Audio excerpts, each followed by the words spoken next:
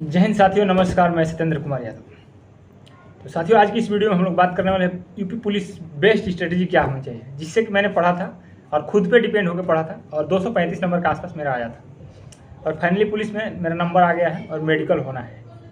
बहुत सारे लोग जानते भी होंगे, जब से 1262 में छटा था टाइपिंग से, तब से मन उदास था, लेकिन जैसे इसमें नाम आ गया फाइनल में तो मन खुश है। अब मेडिकल जब भी हो जाए उसके बाद ज्वाइनिंग होगी। तो आप लोगों को किस हिसाब से स्ट्रेटजी बनानी चाहिए कि यूपी पुलिस की जो नई वैकेंसी आ रही है, लगभग जो भी 28,000 के आसपास आए, उसमें आपका फाइनल सिलेक्शन हो जाए।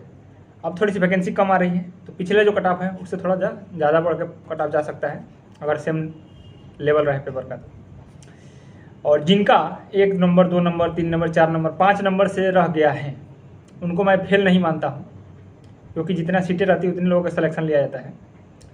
अगर यही सीटें 10,000 रहती तो और भी लोग छट जाते, 20,000 रहती तो और कम छटते, 30,000 रहती तो और कम छटते, मतलब 60,000 है तो भी लोग छटे हैं। 1 लाख रहती तो कुछ लोग और आ जाते।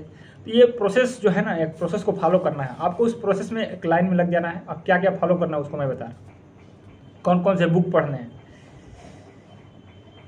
ऑनलाइन पढ़ना है यूट्यूब से कि नहीं पढ़ना है, मैंने कैसे पढ़ा था, ऑनलाइन में क्या क्या करना है, ऑफलाइन में क्या क्या करना है। तो सबसे पहले ऑनलाइन का बता रहा हूँ। ऑनलाइन में आपको मात्र मॉक टेस्ट देना है, वो भी सेक्शनल, मैथ के, रीजनिंग के, हिंदी के, जीके के, और वीकली टेस्ट देते रहना है। पहला स्टेप जो मैंने दिया था फ्री वाला RWA का वीकली टेस्ट, और बहुत सारे टेस्ट में मेरा क्वालिफाई नहीं हो पाता था फाइनल कट ऑफ, लेकिन फाइनली सिलेक्शन हो गया है और पेपर का लेवल उन लोगों का थोड़ा बढ़ा के रहता है। दूसरी बात, ऑनलाइन की बात होगी, उसके बाद ऑनलाइन में नहीं जाना है। अब चलते हैं ऑफलाइन। ऑफलाइन में क्या करना है आपको, तो ऑफलाइन में आपको बुक्स पढ़ना है। क्या पढ़ना है? बुक से पढ़ना है, ऐसे बिना बुक के नहीं पढ़ना है।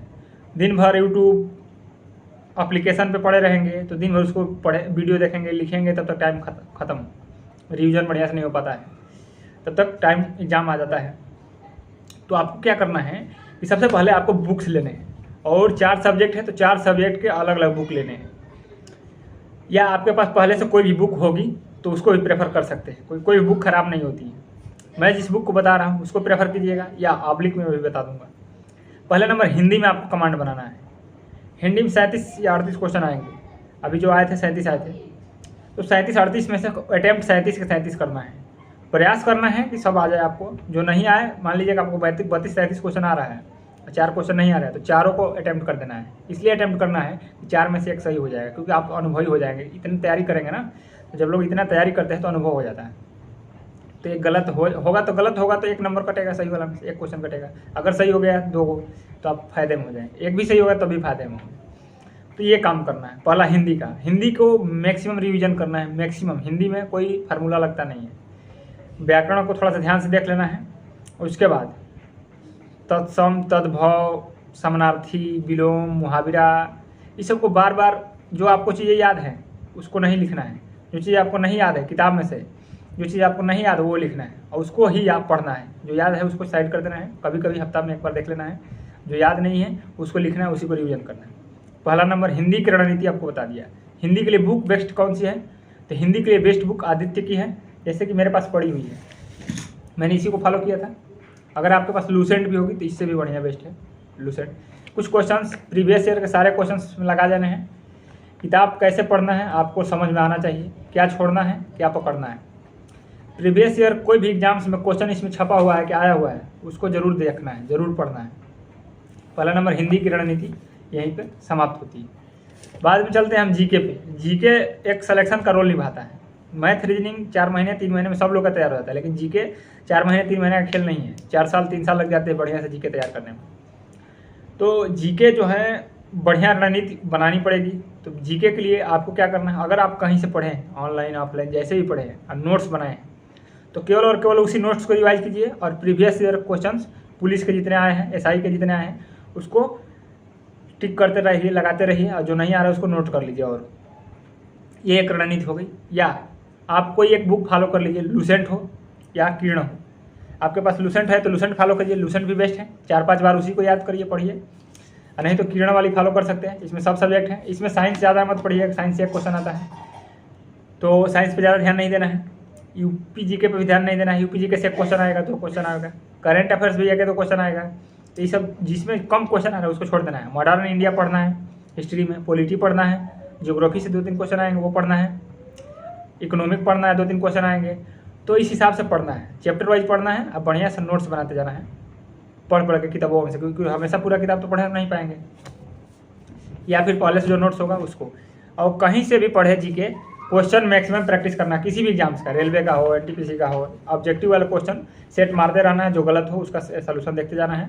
जो चीज़ आपको लगे कि हम नहीं पढ़े हैं कभी उसको नोट कर लेना है। ऐसा लगे कि हम पढ़े थे गलत हो गया है तो उसको ध्यान देना है कि हमारे जो पढ़े थे गलत हुआ है तो उसमें रिवीजन की कमी है। तो जीके के लिए आप कोई भी किताब फॉलो कीजिए। रेलवे के स्टूडेंट्स होंगे तो भी कोई इफेक्ट नहीं पड़ेगा, एसएससी के होंगे तो भी कोई इफेक्ट नहीं पड़ेगा, आपका हो जाएगा। उसके बाद आते हैं मैथ में। मैथ में भी अहम रोल है। अब मैथ में कुछ क्वेश्चन 20 क्वेश्चन आ रहे हैं, कभी 37 क्वेश्चन का सिलेबस था लेकिन अभी फिलहाल 20 ही क्वेश्चन आए थे।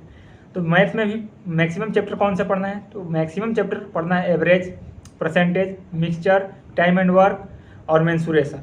ये 5-6 चैप्टर जो बताया मैंने उसको नोट करिएगा, इसको ही 3-4 बार पढ़िएगा। इससे सारे क्वेश्चन मैक्सिमम क्वेश्चन इसी से बनते हैं। बाकी 1-2 क्वेश्चन इधर उधर से बनते हैं, तो उसको सिलेबस के अनुसार जब प्रैक्टिस सेट मारेंगे जहाँ पर गलत होगा तो आपको देखना है कि कौन सा चैप्टर मैंने नहीं पढ़ा है। जो लगे कि हम ये चैप्टर पढ़े ही नहीं है उसको नोट करके पढ़ लेना है। उसके बाद मैथ के लिए अगर आपके पास कोई बुक नहीं है तो पुरानी बुक रेलवे की भी है तो चलेगी, सब क्वेश्चन एक ही होते हैं। और लास्ट में एक क्वेश्चन, एक किताब और रह गया रीजनिंग।